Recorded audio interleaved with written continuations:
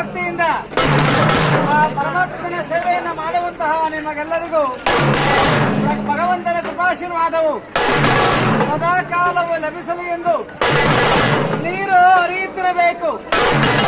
ನೀರು